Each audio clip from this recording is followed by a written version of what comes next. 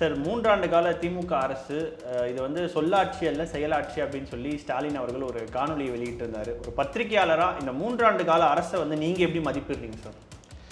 ஒரு எதிர்க்கட்சி தலைவர் எடப்பாடி அவர்கள் கரெக்டாக சொல்லியிருக்காரு. இது சொல்லாட்சியும் அல்ல செயலாட்சியும் அல்ல, செயலற்ற ஆட்சி, வீணாய் போன ஆட்சின்னு சொல்லியிருக்காரு. அதுதான் சரின்னு நான் நினைக்கிறேன். நேரத்துக்கு பஸ் வர்றதுன்னு பெண்கள் புலம்புறாங்க. இந்த ஃப்ரீ பஸ்ஸு நாங்கள் அதுக்காக காத்திருந்தால் நான் எப்படி பூ வாங்குறவங்க இருக்காங்க, பூ வியாபாரம் செய்கிற பெண்கள், அவங்க கொத்தாள் சாடி போகணும். நேரத்தோடு போனால் தானே இங்கே பூ கிடைக்கும். இவங்க வண்டியில் போனால் எப்போ போய் சேர்றது? கம்ப்ளைண்ட்ஸ் வருது, வர ஆரம்பிச்சாச்சு. 8 வழி சாலைக்கு எதிராக போராடினாங்க, நிலங்களை கையகப்படுத்து. இப்போ பரந்தூரில் விவசாயிகள் நிலம் கையகப்படுத்துறதுக்கு அனுமதி இல்லைன்னு சொல்லி சண்டை போடுறாங்க, ஃபைட் பண்ணுறாங்க, போராடுறாங்க. அவங்கள நீங்கள் என்ன பண்ணுறீங்க? குண்ட சத்தத்தில் அரெஸ்ட் பண்ணி உள்ளே போடுறீங்க. விவசாயிகளை நிலம் கொடுக்க மாட்டோம் சொல்லக்கூடிய விவசாயிகளை குண்ட சட்டத்தில் போடுறீங்க. இது மத்திய அரசாங்க திட்டம் தான். 8 வழி சாலையும் மத்திய அரசாங்க திட்டம் தான். அதை அமல்படுத்துறதுக்கு நீங்கள் அனுமதிக்கலாம் அந்த அரசாங்கத்தை. இப்போ உங்களை அந்த விவசாய போராட்டம் அவங்கள நீங்கள் உள்ளே தள்ளுறீங்க. உங்கள் தலைவி கனிமொழி அம்மா என்ன சொன்னாங்க? இளம் விதவைகள், இந்த டாஸ்மாக் போதையினால் இளம் விதவைகள் தமிழ்நாட்டில் அதிகமாக இருக்கிறாங்க இந்தியாவிலேயே. அதனால் நாங்கள் ஆட்சிக்கு வந்த உடனே எங்களுடைய சாராய உற்பத்தி ஆலைகளை நாங்கள் மூடுவோம் சொன்னாங்களா இல்லையா? அதுக்கு எங்கள் ஆட்சிக்கு வரணும்? ஆட்சிக்கு வர வேண்டியதில்லை. இவங்க ஆலைகளை உடனே எப்போ வேணாலும் மூடலாமே. ஆட்சிக்கு வந்த பிறகு மூடுறேன்னு சொன்னாங்க, மூடலையே. ஒரு ஆலையை கூட நீங்கள் மூடலையே. அதில் வந்து கோதுமையை மிக்ஸ் பண்ணி சத்துள்ள பீருங்கிறீங்க, வீரன் பானம்ங்கிறீங்க, பேர் வைக்கிறீங்க, வீரன்னு பேர் வைக்கிறீங்க. அவன் என்னப்பா குடிச்சிட்டு நம்ம வீரன் ஆகிடலான்னு சொல்லிட்டு அவன் குடிச்சிட்டு போலீஸ்காரன் அடிக்கிறான்.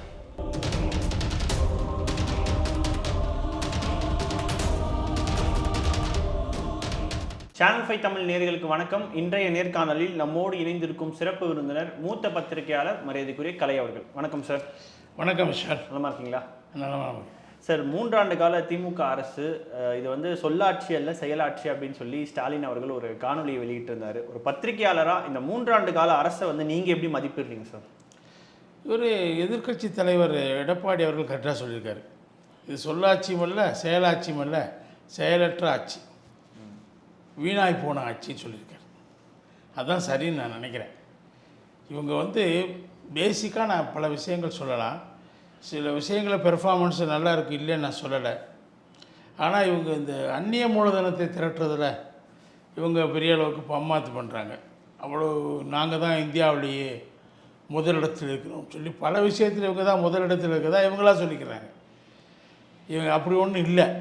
நாங்கள் இதில் மேனுஃபேக்சரிங் செக்டாரில், உற்பத்தி நிறுவனங்களில் நாங்கள் தான் முதலிடத்தில் இருக்கோம் சொல்கிறாங்க.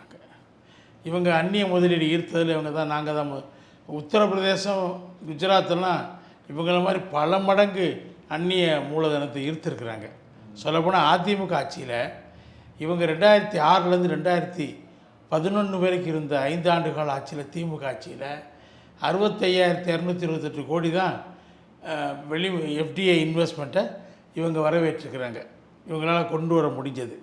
ஆனால் அதிமுக ஆட்சி 10 ஆண்டுகளில் 1.47 லட்சம் கோடி இன்வெஸ்ட்மெண்ட்டை கொண்டு வந்திருக்காங்க சொல்லி ஆர்பிஐனுடைய டேட்டா சொல்லுது. அது இவங்க பல விஷயங்களில் பொய்யும் புரட்டும் பேசிகிட்டே இருக்கிறாங்க. அது பார்த்தீங்கன்னா நீங்கள் இவங்க என்ன பண்ணுறாங்க, எதை சாதனை சொல்கிறாங்கன்னா, ஒன்று வந்து மகளிருக்கு இலவச பஸ்ஸு. அது என்ன சொல்கிறாங்க, மகளிர்னா பஸ்ஸை எண்ணிக்கையை குறைச்சிட்டாங்க. இவங்க 3 வருஷம் பஸ்ஸே வாங்கலை, இப்போ தான் ஏதோ வாங்க போகிறாங்க. பல பஸ்ஸு ஓட்ட உடச்சலாகுது. ஒரு பக்கம்தான் படி இருக்குது, இன்னொரு பக்கம் படி இல்லை. வண்டி போயிட்டே இருக்கும்போது டிரைவர் சீட்டோட, கண்டக்டர் சீட்டோட கலண்டு கீழே விழுந்து அடிபடுறாரு. அது மாதிரிலாம் பஸ்ஸுகளை ஓட்டிகிட்டு இருக்காங்க. இவங்களே சொல்கிறாங்க. சிவதாஸ் மீனா வந்து இப்போ தலைமை செயலாளர் என்ன சொல்கிறாருன்னா, பஸ் டிரான்ஸ்போர்ட் கார்பரேஷன்காரங்கிட்ட நல்லா செக்கப் பண்ணி தான் வண்டி எடுக்கணுங்கிறாங்க. அவங்க இருக்கிற வண்டிகளை தான் எடுக்க முடியும். எவ்வளோ செக்கப் பண்ணாலும் ஓட்ட உடசல்கள் வச்சுட்டு சும்மா பெயிண்ட் மட்டும் அடித்து வச்சுட்டாங்க. அதில் வந்து இப்போ நேரத்துக்கு பஸ் வருதுன்னு பெண்கள் புலம்புறாங்க. இந்த ஃப்ரீ பஸ்ஸு நாங்கள் அதுக்காக காத்திருந்தால் நான் எப்படி பூ வாங்குறவங்க இருக்காங்க, பூ வியாபாரம் செய்கிற பெண்கள், அவங்க கொத்தாள் சாடி போகணும், நேரத்தோடு போனால் தானே அங்கே பூ கிடைக்கும். இவங்க வண்டியில் போனால் எப்போ போய் சேர்றது? கம்ப்ளைண்ட்ஸ் வருது, வர ஆரம்பிச்சாச்சு. இன்னொன்று ஓசி பயணம் செய்கிறீங்கன்னு இவங்களை கிண்டல் பண்ணுறாங்க இவங்க அமைச்சர்களை. பிறகு அடுத்து என்ன இவங்க பெருமையாக பேசுகிறாங்க, புதுமை பெண் திட்டம். +2 முடிச்சுட்டு கல்லூரியில் சேர்கிற பெண்களுக்கு மாதத்துக்கு 1000 ரூபா, ஒரு வருஷத்துக்கு எவ்வளோ? 10,000. 10 மாதம்தான் காலேஜ் இருக்கும், 10,000. 3 வருஷத்துக்கு எவ்வளோ? 30,000. ஆனால் இந்த 30,000 தரதை பெரிய பெருமையாக பேசிகிட்டு இருக்காங்க. இந்த இடத்துல என்னென்ன திட்டங்களை, 4 திட்டங்களை, பெண்களுக்கான திட்டங்களை முடக்கிட்டு தான் அதிமுக ஆட்சியில் கொடுத்தது. அது இவங்களும் செய்கிறாங்க. இவங்க அதை முடக்கிட்டு தான் இது தர்றாங்க. தாலிக்கு தங்கம் திட்டம், என்ன உயர்கல்விக்கான படிப்புக்கான திட்டம். அது அதாவது திருமணம் ஆகிறதுக்கு முன்னாடி அவங்க எஸ்எஸ்எல்சி படிச்சிருந்தாங்கன்னா அவங்களுக்கு 25,000 பெண்களுக்கு திருமண உதவித்தொகை. அது அவங்களே டிகிரியோ டிப்ளமோ படிச்சிருந்தாங்கன்னா 50,000. அட்ட ஸ்ட்ரோக் 25,000 கொடுக்குறாங்க, இல்லாட்டி 50,000 கொடுக்குறாங்க. இவங்க 3 வருஷம் முடிஞ்ச பிறகு 30,000 தர போகிறாங்க. 3 வருஷம் முடிஞ்சால் தான் 30,000 கிடைக்கும். அதே மாதிரி தாலிக்கு தங்கம் திட்டம் 1 பவுன் போடுறாங்க. அது எவ்வளோ இன்றைக்கி காஸ்ட்டு? ஆனால் ஆட்சி தொடங்குறது நம்ம பார்க்கும்போது பார்த்திங்கன்னா பல திட்டங்களை வந்து நாங்கள் வந்து செயல்படுத்துகிறோம். உதாரணத்துக்கு சொல்ல போனோம்னா அதிமுக ஆட்சியில் வந்து பிரிண்ட் அச்சடிக்கப்பட்ட அந்த பேக்கை வந்து இந்த ஆட்சி காலத்தில் நாங்கள் தருவோம் அப்படின்னு சொல்லியிருந்தாங்க இல்லையா? அப்போது எந்த நேரத்துலேருந்து இவங்க அதை மாற ஆரம்பிக்கிறாங்க சார்? இல்லை பேக்கை கொடுத்தாங்க, அது அதை மாற்றுறதுக்கு வீணாக செலவு செய்ய வேணாம்னு சொல்லி கொடுத்துட்டாங்க, அது வேறு விஷயம்.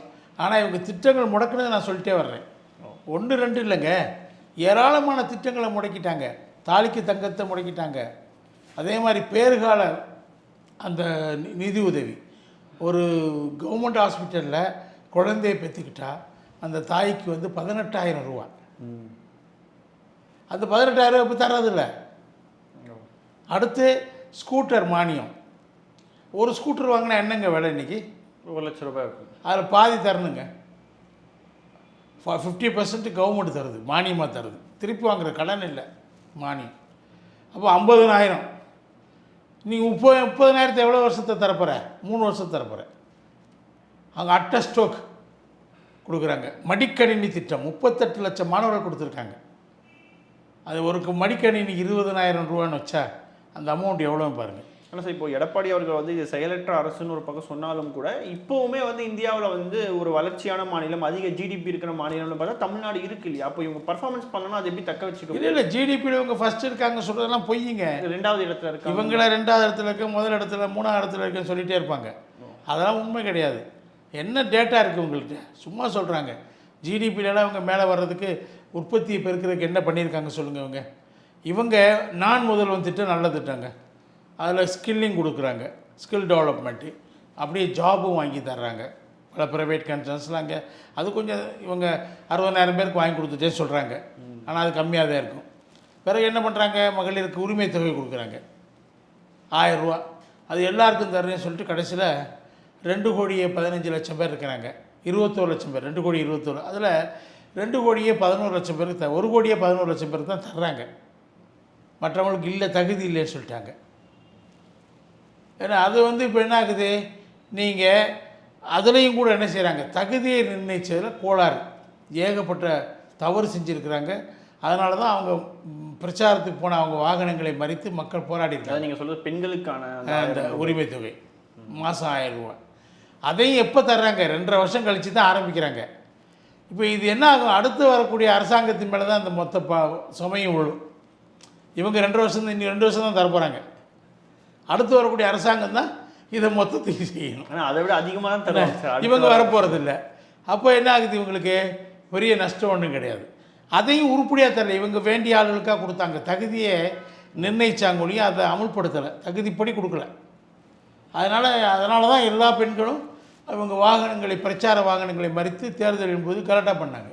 ஆனால் சார் இப்போது அவங்க ஸ்டாலின் அவர்கள் வந்து முதல்ல இந்த வெற்றி பெற்றதுக்கு அப்புறம் என்ன சொன்னாங்கன்னா இது ஒரு வரலாற்று வாய்ப்பு, ஸோ நிறைய விஷயங்கள் நான் செய்யறதுக்கு இது ஒரு வாய்ப்பாக அமையும்னு சொன்னாங்க. அந்த 3 வருஷத்தை சரியாக செய்யலைன்னு நினைக்கிறீங்களா? 3 வருஷத்தில் ஒன்றுமே செய்யலை. நீங்கள் கட்டமைப்பு வசதிகளை மேம்படுத்துனீங்களா? சாலை வசதிகளை மேம்படுத்துனீங்களா? நீங்கள் ஏரிகளை 14,000 ஏரிகள் இருக்குது நம்ம பிடபிள்யூடி கண்ட்ரோலில். அந்த ஏரிகளை நீங்கள் ஒவ்வொரு வருஷமும் எடப்பாடி அவருடைய காலத்தில் குடிமராமத்துன்னு சொல்லி 500-600 கோடி ஒதுக்கி அதை பூரா வந்து தூர்வாரினாங்க. அதனுடைய கொள்ளளவை அதிகப்படுத்தினாங்க. ஸோ கொள்ளளவு நீர் மேலாண்மை முக்கியமான விஷயங்க.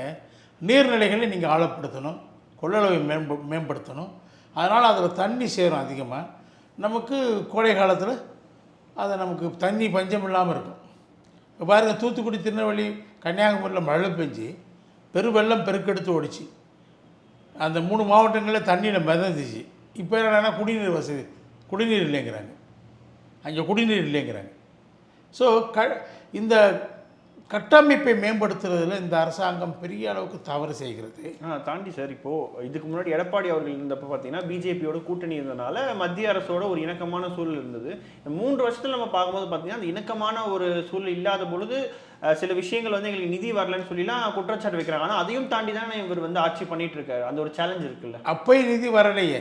அத்திக்கடவு அவிநாசி திட்டத்துக்கு 2,600 கோடி மத்திய அரசு ஒரு பைசா தர முடியாதுன்னு சொல்லிட்டாங்களே. அதுக்கடுத்து மாநில அரசு பணத்தை போட்டு தானே, மொத்த பணத்தை போட்டு தானே அதை 94% பணிகளை முடித்தாச்சு. இன்னும் ஒரு 6% தாங்க அதை இவங்க செய்ய மாட்டேங்கிறாங்க. 3 வருஷமாக அப்படி கடப்பில் போட்டாங்க. அதை செஞ்சால் காவிரியில் என்ன பிரச்சனை வருதுன்னா, நமக்கு கர்நாடகா தான் சொல்கிறான், நீங்கள் ஒரு 5 வருஷத்துக்கு ஒரு தடவை தான் பருவமழை பொய்த்து போகுது. அப்போ தான் தண்ணி உங்களுக்கு தர முடியல.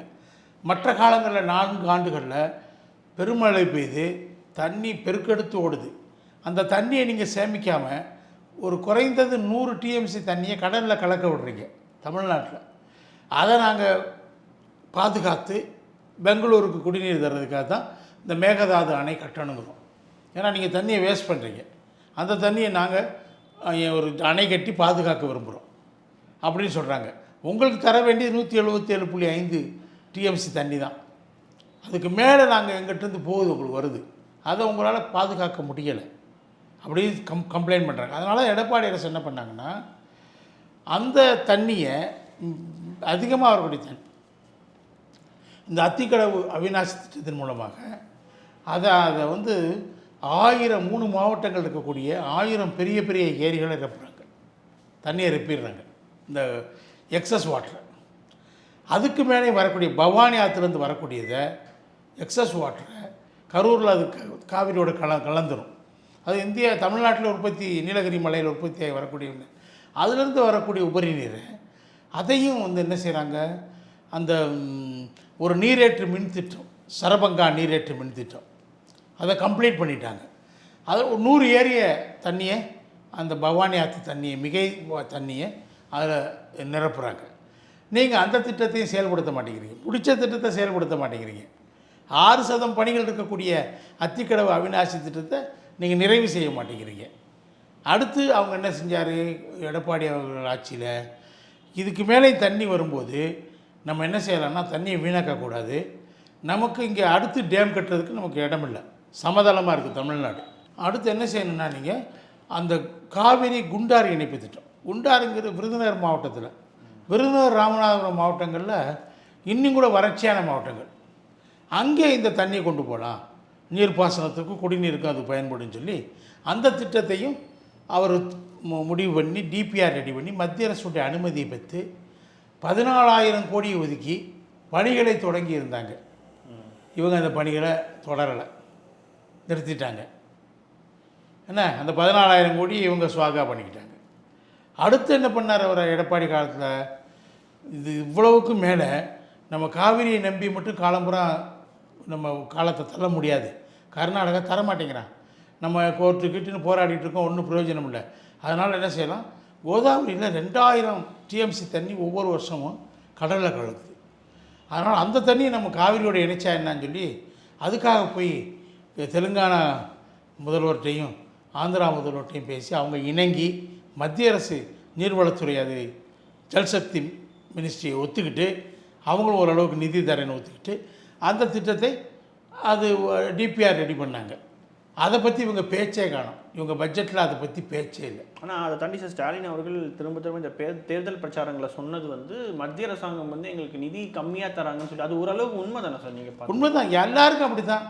எங்க அதிமுக அரசு இருந்த போய் அவங்களும் பட்ஜெட்டில் ஒவ்வொரு பட்ஜெட்டில் என்ன சொன்னாங்க, இவ்வளோ 17,000 கோடி எங்களுக்கு மத்திய அரசு இருந்து வரல அப்படி தான் சொன்னாங்க.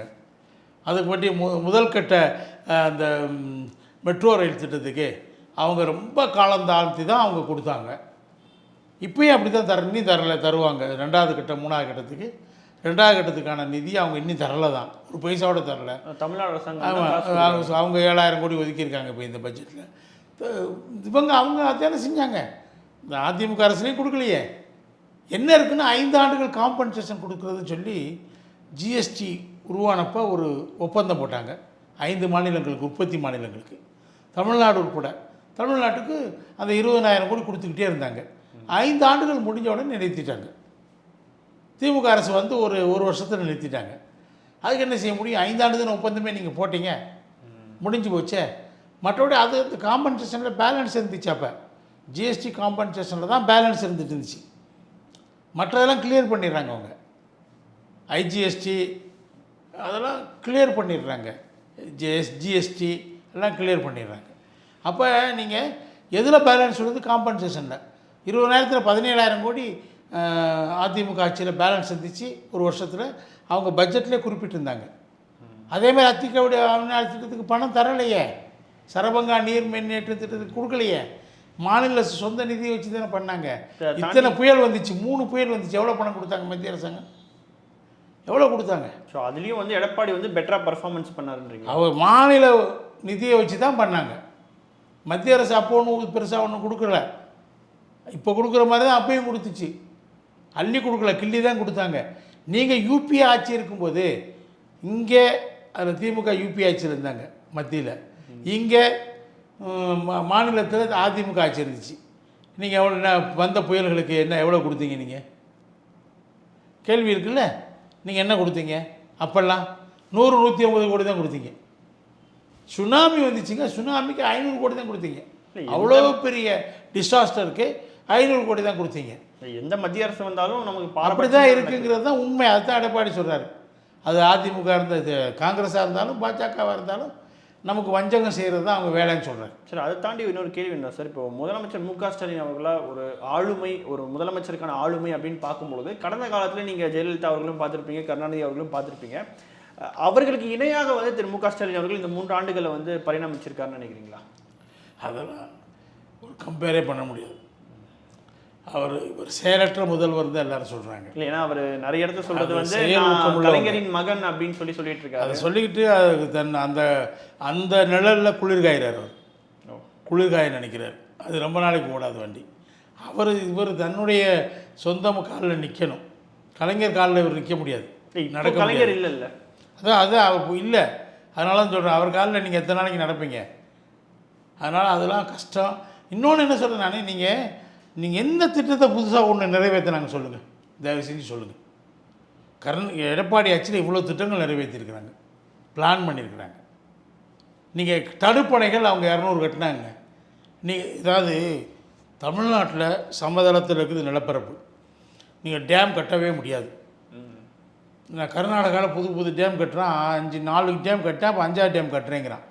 அது மலைப்பகுதி, கேரளாவில் கட்ட முடியும். நீங்கள் இங்கே கட்ட முடியாதுங்க. இங்கே என்ன செய்யணும்? நீங்கள் தடுப்பணைகள் கட்டணும். ஆங்காங்கே தடுப்பணைகள் கட்டி நீரை தேக்கணும். தேக்கி நீரை கொண்டு போகணும். இப்போ தடுப்பணைகள் என்ன சொன்னீங்க நீங்கள் உங்கள் இதில் உங்கள் தேர்தல் அறிக்கையில் என்ன சொன்னீங்க? நாங்கள் 1000 தடுப்பணைகளை 5 ஆண்டுகளை கட்டுவோன்னு சொன்னீங்க. ஒரு ஆண்டுக்கு எவ்வளவு? 200 கிட்டத்தட்ட. 10 கூட கட்டல, 3 வருஷம் ஆச்சு. என்ன செஞ்சீங்க நீங்கள்? அப்போ நிதியெல்லாம் எங்கெங்கே போகுது?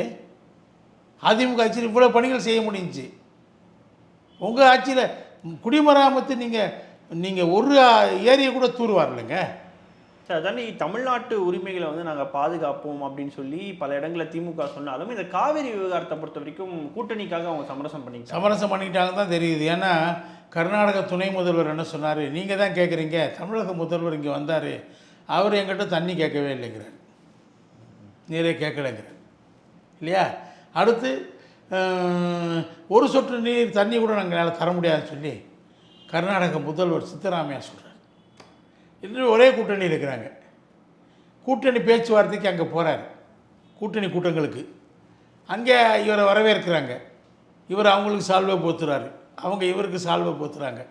ஆனால் அங்கே நதிநீர் பிரச்சனையை பற்றி பேசலை, பேசாமல் வர்றாரு. தண்ணி கொடுக்கணும்னு சொல்லி நீங்கள் என்ன செய்யணும், குறைந்தபட்ச பொது திட்டத்தை உருவாக்குறேன்னு சொன்னீங்க. இந்தியா கூட்டணி உருவாக்கவே இல்லை, உருவாக்க உங்களால் முடியலை. சரி, நாளைக்கு ஆட்சிக்கு வந்தால் அந்த திட்டத்தை உருவாக்குவீங்களா? அப்பயாவது காவிரி மேலாண்மை ஆணையம் சொல்கிறதப்படி தான், நீதிமன்றங்கள் சொல்கிறபடி தான் காவேரி அந்த முல்லை பெரியார் நீரை பகிர்வதில் அதைத்தான் நம்ம கடைப்பிடிக்கணும். மாநில அரசுக்கு அதை மீறக்கூடாது அப்படின்னு ஒன்று கொண்டு வருவீங்களா? குறைந்த கொண்டு வருவதுக்கு ஏதாவது நீங்கள் ஒரு முயற்சி எடுத்திருக்கீங்களா? இது வரைக்கும் எடுத்தது இல்லையே. நீங்கள் அந்த கூட்டங்களில் பேசியிருக்கணும்ல, இத்தனை கூட்டங்கள் அட்டன் பண்ணீங்க. அங்கே இது தமிழகத்தினுடைய ஜீவாதார பிரச்சனை தானேங்க, உயிர் நாடி இது தானே. இதை பற்றி எங்கேயாவது ஸ்டாலின் அவர்கள் பேசியிருக்காரா? ஒன்றும் இல்லைங்க. முல்லை பெரியார் எடுத்துக்கோங்க. முல்லை பெரியாரில் 142 அடியாக உயர்த்தினது யார்? ஜெயலலிதா அம்மா உச்சநீதிமன்றத்து வரைக்கும் போய் உயர்த்தினாங்க. ஸோ அணையை பலப்படுத்தினாங்க, உயர்த்தினாங்க. இப்போ அங்கே ஒரு பேபி டேம்னு இருக்குது, உள்ளே இருக்குது. அந்த டேம் வந்து நீரை கொள்ளுது. இந்த அணையினுடைய நீரில் கொஞ்சம் பகுதி அது தாங்கிக்கிறது. புதுசாக கட்டப்பட்ட டேம். இப்போ அந்த பேபி டேம் இங்கேருந்து ஸ்ட்ரென்தன் பண்ணுனா, சீரமைச்சா அதில் மரங்கள் அதிகமாக இருக்குது, பெரிய பெரிய மரங்கள், அதெல்லாம் வெட்டி சீரமைச்சிட்டிங்கன்னா அந்த நீங்கள் 152 அடிக்கு உயர்த்திக்கலாம்னு உச்சநீதிமன்றம் சொல்லியிருக்கு. இந்த தீர்ப்பு வந்து 10 ஆண்டுகளுக்கு மேலாச்சு. தமிழக இன்ஜினியர்கள் அங்கே போனால், பொறியாளர்கள் போனால், காங்கிரஸ் ஆட்சியில் இருந்தப்பையும் சரி, இப்போ கம்யூனிஸ்டுகள் ஆட்சியில் இருக்கப்பையும் சரி, அந்த காவல்துறையை வச்சு அடித்து மிரட்டுறாங்க. ஒரு பக்கம் அணை பாதுகாப்பு இல்லைங்கிறாங்க, அணை பாதுகாப்புக்கான பணிகளுக்கு நாம் போனால் அடித்து துரத்துறாங்க. நீங்கள் கூட்டணி ஆட்சியில் இருக்கிறீங்க, நீங்கள் முயற்சி பண்ணீங்க, முடியாதுட்டாங்க. வேறு என்ன கூட்டணி? எதுக்கு கூட்டணி? அது டேமை நீங்கள் ஸ்ட்ரென்தன் பண்ணக்கு நாங்கள் அனுமதிக்க முடியாது சொல்லிட்டாங்க. நார்மல் பராமரிப்பு பணிக்கே நீங்கள் உள்ளே வரக்கூடாதுங்கிறாங்க. அந்த அளவுக்கு கண்டிஷன் போடுது மார்க்சிஸ்ட் கம்யூனிஸ்ட் கட்சி ஆச்சு. 142 அடியே கூடாதுங்கிற மாதிரி அவங்க நிலை எடுக்கிறாங்க. இதை ஸ்டாலின் அவர்கள் வலுவாக இப்போ என்ன பண்ணியிருக்காங்க தெரியுமா? கடைசியாக எதிர்க்கட்சி தலைவர் திரும்ப சொன்ன பிறகு நீதிமன்றத்தில் வழக்கு தொடுத்துருக்குறாங்க. எங்களை பேபி டேமை ஸ்ட்ரென்தன் பண்ணுறதுக்கு எங்கள் அஃபீஷியல்ஸை அனுமதிக்கணும் அப்படின்னு கேட்குறாங்க. ஸ்டாலின் அவர்கள் தான் செய்யணும், அவர் செய்யலைன்னு. இதுதான் உங்களுடைய ஆட்சி. நீங்கள் கூட்டணியிலேருந்து என்ன பிரயோஜனங்க நமக்கு? நீங்கள் கூட்டணியில் இருக்கலாம், தமிழ்நாட்டுக்கு என்ன பிரயோஜனம்? சார், தாண்டி இன்னொரு கொஸ்டின் இருக்குல்ல சார். இப்போ ஒரு அரசாங்கம் வந்து இயங்கணும் அப்படின்னா ஒரு எதிர்க்கட்சியாக வந்து சரியாக செயல்படணும் அப்படின்னு சொல்லுவாங்க ஜனநாயகத்தை பொறுத்த வரைக்கும்.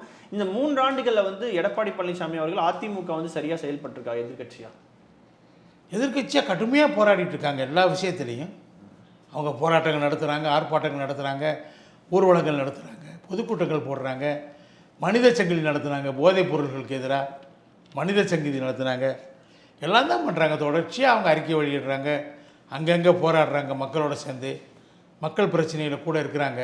அதிலலாம் எந்த வகையிலையும் தொய்வு இருக்கிறதா நான் நினைக்கல.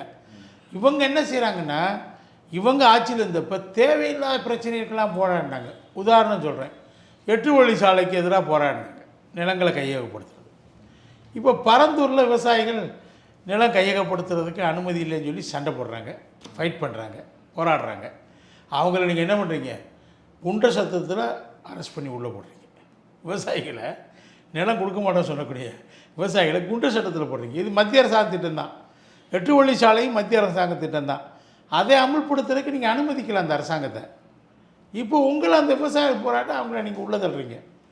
நீங்கள் இப்போ நெய்வேலி லிக்னைட் கார்பரேஷன் தங்களுடைய பிளான்ட்டை விஸ்தரிக்கணும், மேலும் கொண்டு போகணும், 3வது ஒரு அலகை உருவாக்கணும்னு சொல்லி அதுக்கு நிலம் கையகப்படுத்தப்படணும்னு சொல்லி மாநில அரசுகிட்ட ரொம்ப வருஷமாக கேட்டுட்டு இருந்தாங்க. அதிமுக அரசு அதுக்கு அனுமதிக்கவே இல்லை. ஏற்கனவே நீங்கள் இருக்கிற இந்த இண்டஸ்ட்ரியை பொல்யூட்டட் இண்டஸ்ட்ரி என்ன இது வந்து என்ன பண்ணுது, அந்த ஏரியாவை ரொம்ப அளவுக்கு மாசுபடுத்துது. சுற்றுச்சூழலை பாதிக்குது. அதனால் நாங்கள் எக்ஸ்டென்ஷனுக்கு நாங்கள் அனுமதிக்க மாட்டோம் சொல்லிட்டாங்க. ஆனால் இவங்க வந்தோன்னு அனுமதிக்கிறாங்க. இவங்க தான் பாஜகவுக்கு எதிராக நிற்கிற மாதிரி ஒரு வேஷம் போட்டுக்கிட்டு இருக்கிறாங்க. ஆனால் அந்த திட்டத்தை அனுமதித்து நிலங்களை வாங்க வைக்கிறாங்க. வாங்கின நிலங்களில் பயிர் செஞ்சுருக்கிறாங்க. அந்த பயிர் ஒரு மாதத்தில் அறுத்துருவோம் நாங்கள், அது வரைக்கும் பொறுங்கன்னா புல்டோசர் வச்சு அடிக்கிறான். அதுக்கு அந்த மக்கள் போராடினா அதை எதிர்த்து மாநில அரசாங்கம் அந்த மக்களை அடித்து துரத்துது காவல்துறை, மாநில காவல்துறை. இதுதான் சட்டம் ஒழுங்க. நீங்கள் சொன்னீங்க குட்கா ரொம்ப சேல்ஸில் இருக்குது, தாராளமாக கிடைக்குது அதிமுக ஆட்சியில்னு சொல்லி குட்கா கொண்டு போய் சட்டமன்றத்திலே காட்டினீங்க பொட்டலங்களை. இப்போது உங்கள் ஆட்சியில் கஞ்சா எங்கும் அதாவது துணிலும் இருப்பார் துரும்பிலும் இருப்பார் கடவுள்னு சொல்லுவாங்க. இவங்க ஆட்சியில் எல்லா இடத்துலையும் கஞ்சா கிடைக்குது. கஞ்சா விநியோகத்தில் இவங்க ஆளுகளே மாற்றுறாங்க. சர்வதேச கடத்தல் மன்னன் ஜாஃபர் சாதிக்கு இவங்களுடைய மாநில நிர்வாகியாக இருந்திருக்காரு. அந்த கடத்தல் ஈடுபட்டவர் தெரிஞ்ச பிறகு தான் இவங்களை வெளியேற்றுறாங்க. அதுக்கு முன்னாடி இவங்களுக்கு தெரியலை. அந்த அளவுக்கு இவங்க அசால்ட்டாக ஒருத்தரை போய் அது ஏற்கனவே அவர் பல ட்ராக் ரெக்கார்டு இருக்குது. ஹிஸ்டாரிக்கலாக அவருக்கு ஏகப்பட்ட மோசமான ட்ராக் ரெக்கார்டு இருக்குது கிரிமினல்னு சொல்லி. அந்த கிரிமினலுக்கு நீங்கள் பதவி கொடுக்குறீங்க. கூண்டாசில் உள்ளே போயிட்டு வந்தால் அவரை நீங்கள் ஒரு முக்கியமான துறையில் பதவி தர்றீங்க. ஏன் தர்றீங்க? பிறகு அவர் கடத்தல் மன்னன் தெரிஞ்ச உடனே வெளியேற்றுறீங்க. அது வரைக்கும் உங்களுக்கு தெரியல, இன்னொருத்தர் சொல்லி தான் உங்களுக்கு தெரியுது. அப்போ இதெல்லாம் என்ன காட்டுதுன்னா, இவங்க போதைப் பொருள் நடமாட்டத்தை தடுப்பதில் இவங்களுக்கு சுணக்கம் இருக்குது. பெரிய அளவுக்கு ஒன்றும் செய்யலை. இவங்க போதைப் பொருட்கள் பிடிக்கிறாங்க. டெய்லி 100 கிலோ பிடிச்சாங்க, 500 கிலோ பிடிச்சாங்க, 1 டன் பிடிச்சாங்கன்னா வந்துக்கிட்டே இருக்குது.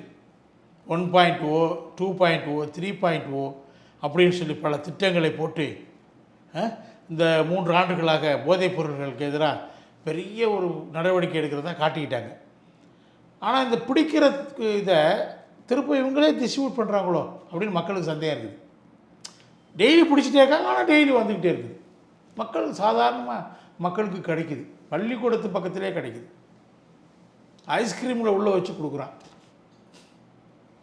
அப்போ இதெல்லாம் எப்படிங்க? இது எப்படி வந்துச்சு?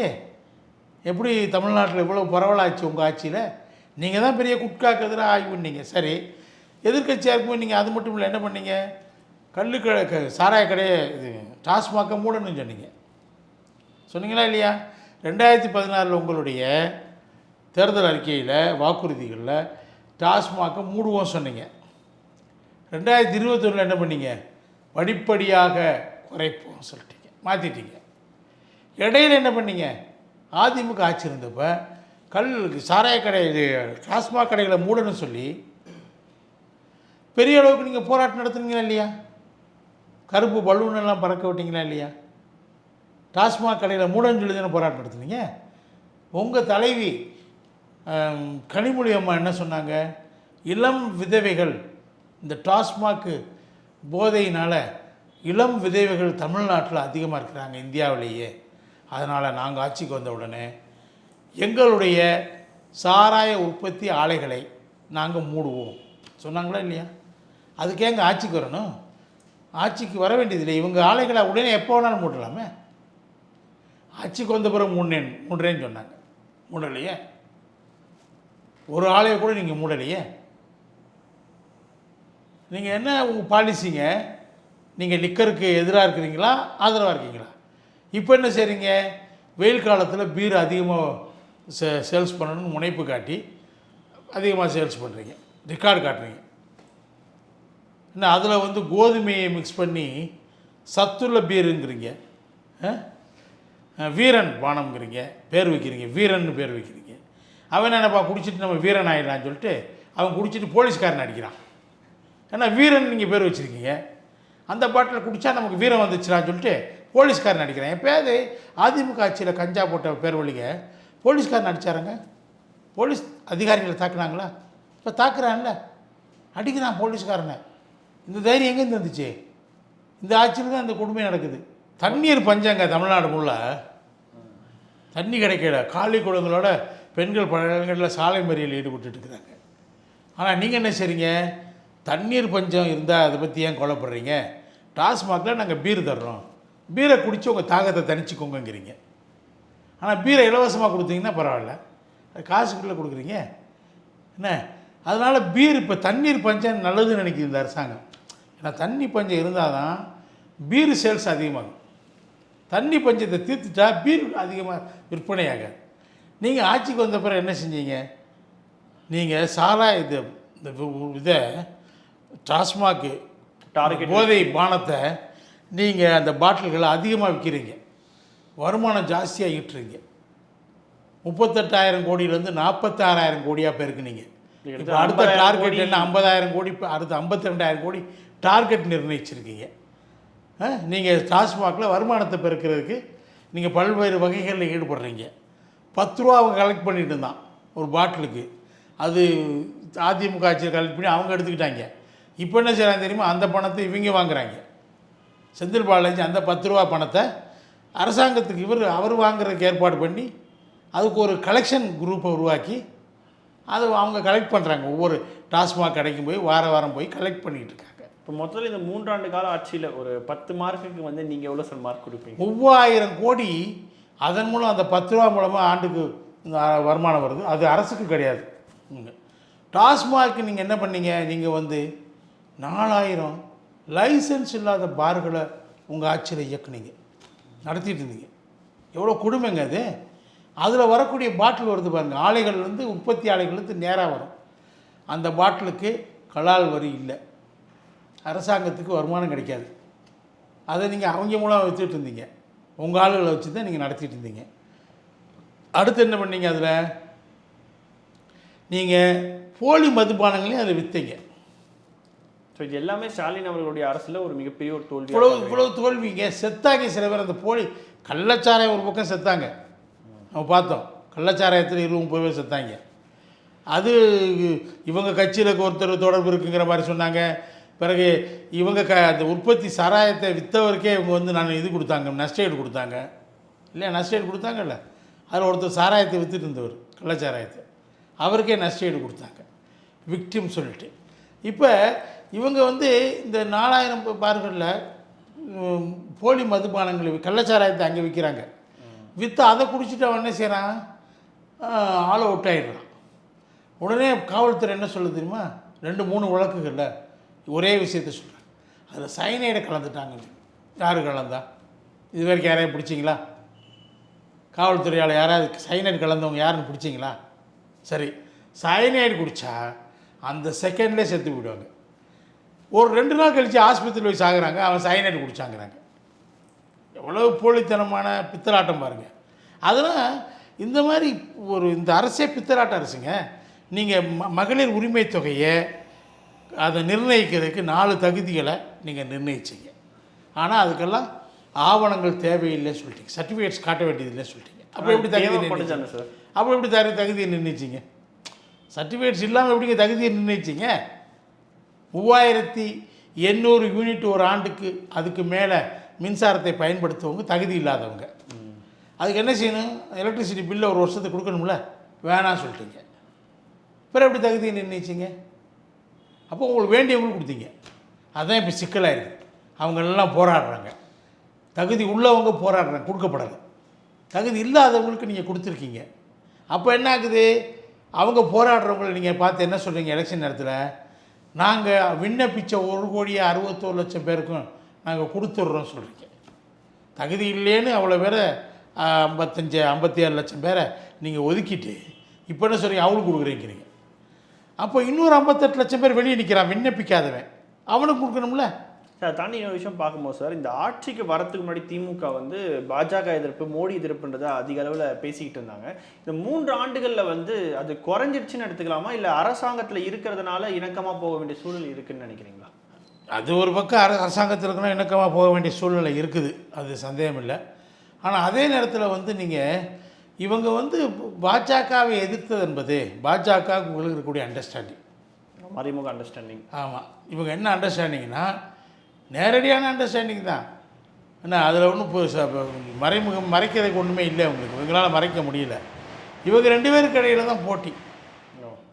அதிமுக தேர்தல் போட்டி காலத்தில் இல்லை அப்படின்னு ஒரு பிரச்சாரத்தை இவங்க கட்டவிழ்த்து விட்டாங்க, 2 பேரும் சேர்ந்துக்கிட்டு. ஆனால் அதிமுக பரப்பு தேர்தல் பரப்பு ஆரம்பித்த பிறகு தெரிஞ்சிச்சு பாஜக இல்லை, காணாமல் போயிடுச்சு. என்ன அந்த கிணறு காணாமல் போச்சுன்னு சொல்லுவார்ல திடீர்னு வடிவேல் ஒரு படத்தில், அது மாதிரி தமிழ்நாட்டிலேருந்து பாஜக காணாமல் போயிடுச்சு. அதுக்கடுத்து என்னாச்சு, அதிமுக மேலே வந்துடுச்சு. ஒரு கட்டத்தில் திமுக என்ன சொல்ல வேண்டியாச்சுன்னா அதிமுகவுக்கு திமுக தான் போட்டின்னு சொல்ல வேண்டிய கட்டாயம் ஏற்பட்டுச்சு. அப்போ என்ன சொல்லிட்டு இருந்தார் ஸ்டாலின்னா, சித்தாந்த ரீதியாக எங்களுக்கும் பாஜகவுக்கு தான் போட்டி சொல்லிட்டு தான் இருந்தார். ஸோ உங்களுக்கு அந்த நீங்கள் 2 பேருக்கு இடையில் போட்டின்னு சொல்லிக்கிட்டே இருக்கிறது நிறுத்தவே இல்லை நீங்கள் கடைசி வரைக்கும். அதே சமயத்தில் மத்திய அரசு திட்டங்களை இங்கே அமல்படுத்துகிற நீங்கள் உறுதியாக இருக்கிறீங்க. மின் கட்டணத்தை உயர்த்தினது எதுக்கு சொல்கிறீங்க, சொத்து வரியை உயர்த்தினது என்ன சார் சொல்கிறீங்க, வீட்டு வரியை உயர்த்தினதுக்கு என்ன காரணம் சொன்னீங்க, எல்லாம் மத்திய அரசு சொல்லி தான் செஞ்சோம். நீங்கள் இதே மத்திய அரசில் கூட்டணியில் இருந்தாங்க, ஆட்சியில் கூட்டணியில் பாஜகவோட கூட்டணியில் இருந்தாங்க அதிமுக, அவங்க அதெல்லாம் உயர்த்த முடியாதுன்னு சொல்லிட்டாங்களே. நீங்கள் சொன்னால் நாங்கள் கேட்க மாட்டோம், நாங்கள் மின் கட்டணத்தெல்லாம் உயர்த்த மாட்டோம் அப்படின்னு உறுதியான நிலையை எடுத்தாங்களே, நீங்கள் எடுக்கலை.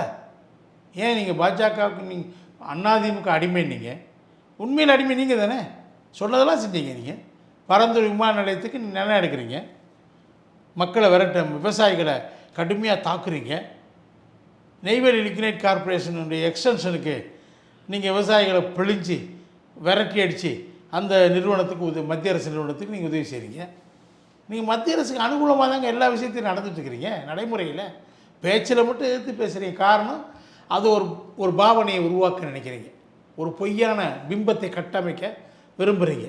எங்களுக்கு தான் போட்டி சொல்லிட்டு அதிருப்தி வாக்குகள், திமுகவுடைய அதிருப்தி வாக்குகள், பாஜக கொஞ்சம் போனால் அதிமுக கொஞ்சம் போனால் நம்ம தப்பிச்சுக்கலான்னு திமுக திட்டம் போட்டுச்சு. ஆனால் அதிமுக வளமாக எழுந்து வந்துருச்சு. அந்த திட்டம் பாஜக காணாமல் போயிடுச்சு.